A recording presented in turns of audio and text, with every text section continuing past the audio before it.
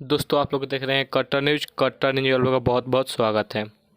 दोस्तों खेसारी लाल यादव का आराध्या फिल्म से एक बहुत ही तगड़े लेवल का गाना आया है, माहौल बदले दस। जिस गाने का नाम है माहौल बदले दस। सच में भाई गाना आते ही माहौल बदल गया। आराध्या फिल्म से जो गाना आया था, चैनल हैंग हो चुका था, यूट्यूब हैंग हो चुका था। 23 मिनट में 40,000 लाइक क्रॉस था। अभी 9 घंटा हुआ है, 1,30,000 प्लस लाइक है।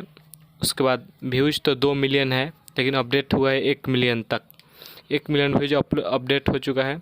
इस गाने को लिखे हैं अखिलेश कश्यप जी, म्यूजिक प्रियांशु सिंह जी। उसके बाद इसमें वीडियो में काम किए हैं खुशी यादव जी। उसके बाद वीडियो डायरेक्टर हैं लकी विश्वकर्मा जी, जो कि बहुत ही तगड़े लेवल का वीडियो शूट किया गया है।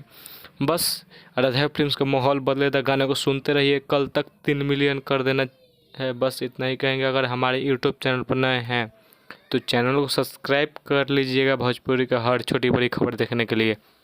तब तक के लिए बाय, मिलते हैं नेक्स्ट वीडियो में। जय हिंद, जय भोजपुरी।